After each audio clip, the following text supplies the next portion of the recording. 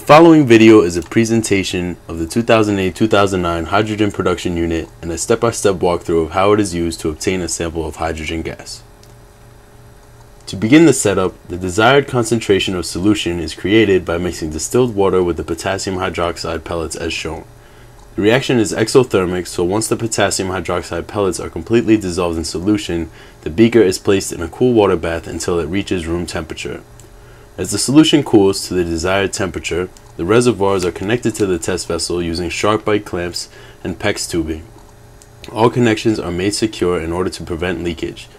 Note that the reservoirs are elevated above the vessel and that the tubing is adjusted such that proper convection is maintained. The next step is to fill the vessel with the potassium hydroxide solution. The beaker of solution is emptied into the two reservoirs evenly in order to prevent the internal proton exchange membranes from being forced out of their holders. Once the volume of solution reaches the maximum fill line on the reservoir, the unit is ready to be electrically powered.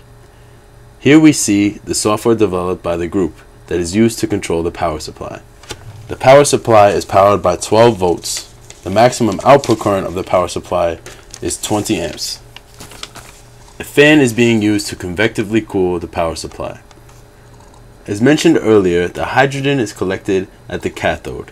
This is important to keep in mind when connecting the unit to the current supply in order to prevent improper gas collection. To attain a production rate for the test, a half-liter TEDLAR vacuum bag is affixed to the hydrogen reservoir. Once the valve on the bag is opened, a stopwatch is used to measure the amount of time it takes for the bag to reach 80% of its maximum capacity. It is at this volume that a pressure buildup will not occur and the seals on the bag will not rupture. Once the sample has been collected, it is brought to the water displacement apparatus as shown. An ABM 300 ultrasonic displacement sensor is used to determine the water level resulting from a fully submerged hydrogen-filled vacuum bag.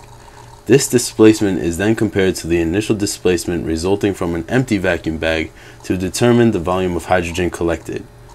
This volume is then divided by the amount of time it took to fill the bag in order to obtain a hydrogen production rate for the test.